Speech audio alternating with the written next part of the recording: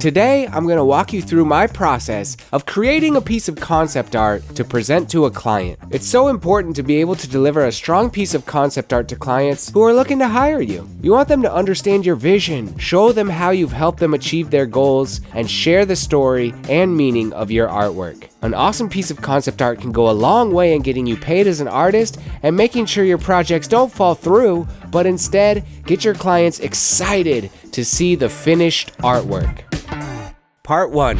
The initial design conversation.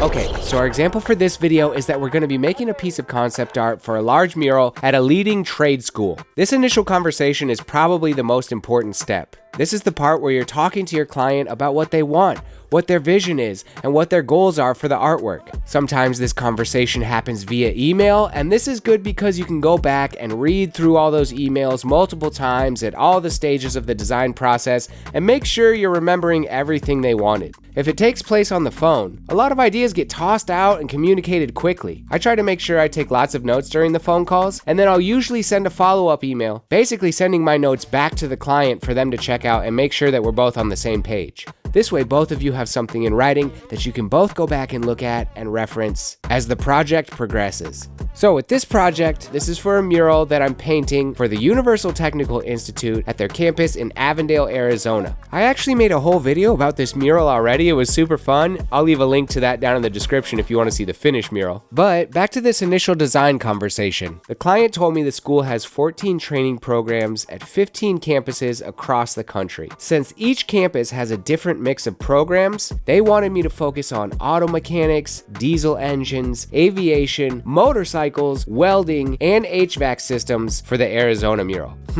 Okay, how can I turn that into a cool mural? An idea that immediately popped into my head was race to your future. I told the client this would depict an epic race with all kinds of vehicles and characters, and each of them would represent each of these different programs that they offer at their Avondale campus. Students enroll to learn new skills, some right out of high school, some want a career switch, and others are military veterans who attend after they leave the service. They all have one thing in common: wanting to train for a better future. I thought it was the perfect message for the mural and how it relates back to the school. I proposed this loose idea on the phone with the client, and he was super excited about my concept. You don't have to come up with a great concept or story right there on the spot the first time you talk to a client. But on this one, it just so happened that the fully formed idea came clearly to me right there on that first phone call. It was kind of magical. But I've said it before, and I'll say it again here, we humans love a good story. And if you can share the meaning and the story of the art that you're gonna make, and how it relates to what your client does, that's gonna go a long way in getting the client excited about the project. Being able to articulate what your art is about is something clients love. And they can share this kind of thing with the people who are going to be paying your invoice. You may find yourself working with someone at the company who has like sort of the creative job, a marketing person, an advertising person, and they may be super on board right from the beginning. But it's, the accountants and executives you also need to keep in mind because they're the ones approving budgets. Okay, back to this initial discussion. Another question I love to ask is, are there any particular pieces of my artwork that pop out as your favorites? Knowing which style they love really helps me getting going on the concept art. Another thing I ask for in the initial conversation is the exact dimensions of the wall. I need the length and the width. It would also be great if they could deliver a nice straight-on photo of the wall. This is important because it would suck to make a full piece of concept art and have it be the entirely wrong size for the project you're working on. Here's another important one. I also let the client know there's going to be a non-refundable deposit for the concept art phase of this project. This will cover my time making the concept sketch, inking, coloring. The client is inevitably going to ask for revisions and we'll go back and forth on those. All of that is a lot of time. If the project comes to completion, the deposit will be applied to the total balance of the full completed mural project, but if the project falls through for any reason, I'll keep this deposit to compensate me for my time doing the concept art. Cool. This first conversation is so important. It's a chance for you to understand what your client is looking for. It's an opportunity to make your vision align with theirs, and a moment for you to practice a bit of salesmanship and get your client super pumped up about the art that you're gonna create. So this video is about making awesome concept art that will hopefully get you hired by your client. But how do I get these clients in the first place? Well, one way that I do it is with my website that I built on Squarespace. Squarespace is a website where you can build a website. They have these amazing templates where all you gotta do is drop your awesome content into their beautiful award-winning templates and boom, you got a website. I've been using Squarespace for years and years. It's where I put my mural portfolio, my design portfolio, my contact form. All of that stuff is great for clients to reach out to me, to find me. But they also have awesome e-commerce tools that I love. They have email campaigns, SEO, they have member exclusive areas. I use their subscription products for my T-shirt of the month program. Like, their list of features goes on, and I never feel lacking for features when I'm building my Squarespace website. And with Squarespace, it's super easy. There's no coding, there's no HTML, but if you ever do run into any issues, they have 24/7 customer support. So if you're an artist or designer, or you have some kind of creative vision you want to share with the world, you deserve to have a beautiful website where clients can find you, hire you can interact with your customers. Squarespace makes it easy. So go to squarespace.com to start your free trial. And then when you're ready to launch your site, go to squarespace.com/1000 for 10% off the first purchase of a website or domain. Thank you, Squarespace, for sponsoring this video. Okay, let's get back to the concept art. Part 2, the sketch. Now that I know what my client is looking for and I've thought up a concept, it's time for me to make the first draft of my sketch. Since this is a mural, the first thing I do is make a digital mock-up of the wall. In this case, the client told me that the wall is 16 foot 8 inches tall and 36 feet wide. Then I convert both of those measurements into just inches using Google. Now I'm gonna wanna make it 1/20th scale so my digital document isn't just absolutely massive. So I divide the length and width by 20, and my document is now 10 inches tall and 21.6 inches wide. Let me just fill this whole canvas in red and then expand the canvas a bit so I have a white background around this red rectangle representing my wall. Now, let me bring in this picture that the client sent me of the wall and try and line it up here. Well, it looks like the photo is pretty low resolution. Oh well, that doesn't matter. Let's just scale this thing way up.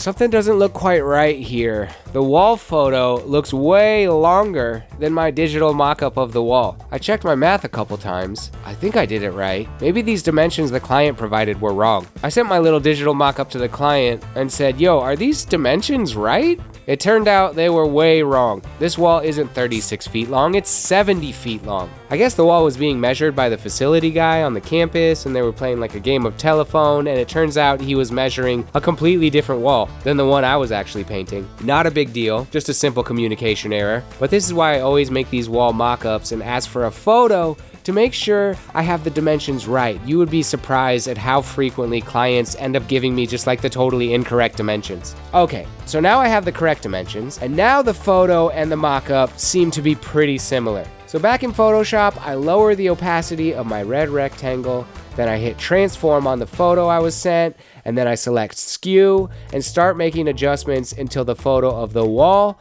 lines up perfectly with my rectangle. Because there's just no way someone was going to be able to shoot a perfectly straight on photo of the wall with their little cell phone camera. Okay, so now that that's all lined up, I'm going to add a black stroke around my rectangle, then completely lower the fill on the rectangle so it's transparent with a black line around the outside.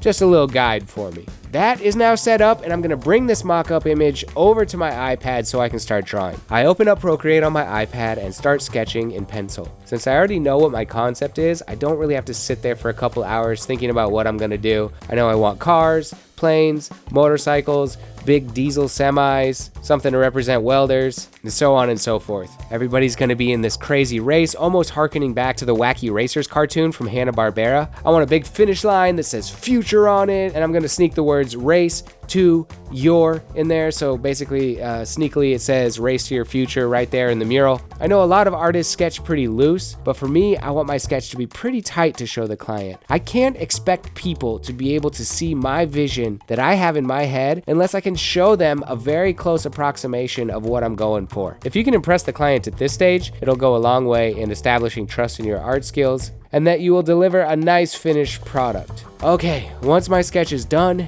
this is when I send it in. 9 times out of 10, your client is gonna ask for some small revisions and tweaks, It's so much easier to make these changes when you just have pencil line art as opposed to if you like fully inked it or fully colored it. This is why I want my pencil sketch to look relatively clean, so they can see what I'm going for and be able to ask for revisions just based on the sketch. I often make a couple pieces of concept art and let the client choose their favorite. This can make it so that maybe they have less revisions instead of hyper focusing on one piece of concept art and picking apart every single detail. With two pieces, they're gonna say, oh, this is our obvious favorite, and since they have a less favorable piece to compare it to, maybe psychologically they'll ask for less revisions. But on this project, since I already had such a strong concept in mind and the client seemed excited about my concept, I didn't want to spend a bunch of time making a second throwaway concept and decided to just risk it by just sending in this one.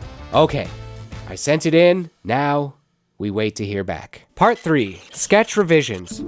Okay, good news, they love the sketch. And as expected, they have a few revisions. They wanted me to hide the number 65 in there because the school was founded in 1965. They wanted me to hide the number 73 in there because their motorcycle school was founded in 1973. The welder needs to be wearing long sleeves for safety reasons. They want this car switched up a bit to be more aerodynamic and a little less bubbly. They want the pilot switched up a bit to have more test pilot vibes. And they want his face to be more confident and cool instead of so cartoony. They inform me welders don't shoot fire, but an oxyacetylene torch would. So they asked me to switch it up just a little bit to make it look like an oxyacetylene torch. I hope I'm saying that right. They wanted to make sure the motorcycle character was wearing boots for safety, which in my mind she is, but I guess it didn't come across in the sketch. The client thought she might be wearing slide sandals, so I'll just tweak those a little bit more to make them more obviously boots. They wanted this guy switched up a bit. They said he looks too angry. Maybe he can have some dreads that blow in the wind to show motion. They want this robot completely switched out to a character that represents HVAC, which honestly I think I kind of forgot to add, even though it's a program they offer, or maybe I just couldn't think of a way to represent it. This is really cool. The client suggested maybe take a bit of light inspiration from the Batman villain Mr. Freeze to represent the HVAC character, which I thought was a really great idea. They said, hey, the HVAC character could be holding a tank that says R22 on it,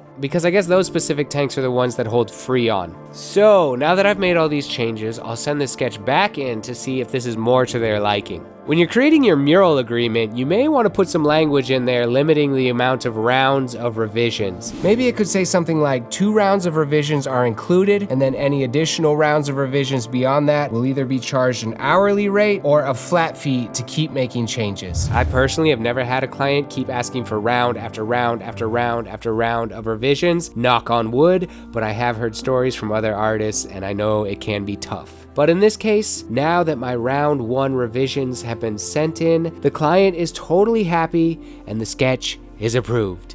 Hex yes. Which means I can jump into inking and coloring the concept. Okay, so for the inking and coloring, I'm going to bring my sketch over to Adobe Fresco. Over in this app, I'm going to be able to use vector brushes so I can scale my art up as large as I want it without any quality loss. You never know if a client is going to want to strike up a separate deal for merch designs or something like that, so having my art in vector opens up other options in the future. Plus, this app has superior line smoothing and several other features that I've just fallen in love with. Because I'm going to be working with Montana Gold spray paint on this mural, I brought in their color chart so I can work with their spray colors specifically. You can find this color chart on the Montana website. On this design, I inked each character on its own layer. This, again, is just in case the school wants to use these characters for other things. They can be separated out and used as standalone characters. Once my inks are all done, I set my inks layer as a reference. This makes it so that my fill tool will follow these inks as a guide, but I can create my fill colors on a separate layer instead of on the same layer as my inks. Then I just start sampling the Montana color chart and building up my colors. Every time I use a new color, I made a little swatch over here and write down the paint color name.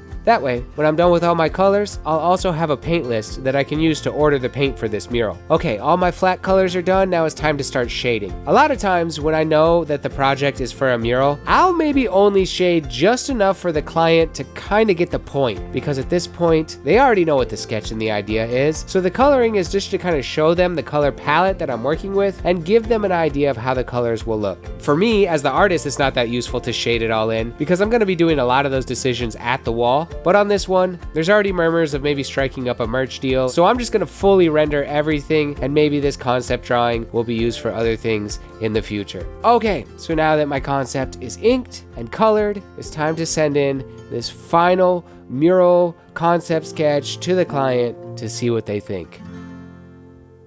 Okay, so the final concept art got sent in. The client loves it. It looks a little something like this. And spoiler alert, I already completely painted this mural at the Universal Technical Institute campus in Avondale, Arizona. I made a full video about it, and it's a ton of fun. You guys can check it out if you want to see the finished mural. I'll leave a link to that down in the description. But yeah, I just wanted to make this video to kind of talk a little bit about the behind the scenes of making a cool piece of concept art. Maybe a tip or two can be applied to your own creativity or your own art career. You guys, very, very soon, Artists in Wonderland is going down. Kipto, Doke, Smo Nova, Jess Carp, Blackbean, T2 Sugars, Slew, Lazy Arts, freaking Nick Moody, and me are all gonna be coming here for a giant YouTuber mural battle event. If you have no idea what I'm talking about, you can check out this video right here. I'll also leave it down in the description. It's the announcement video for the whole thing. We're gonna be doing live streams almost daily of all the mini games. It's gonna be so fun. So I just wanted to, remind you that is coming up. May 1 through 10 is when all the artists are gonna be out here. We also released a giant collaboration print. Every single artist in Artists in Wonderland each picked a character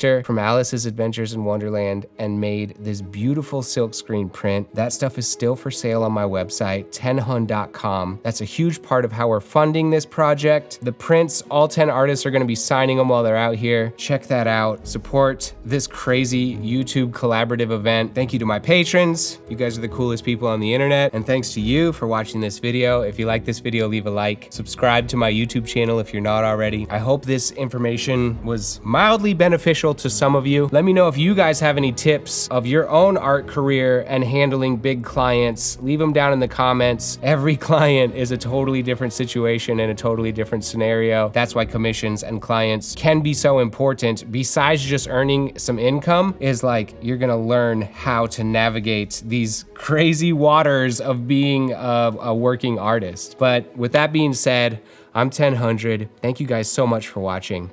I'll catch you guys on the next one. Artists in Wonderland, coming soon. Peace out. Thanks, y'all.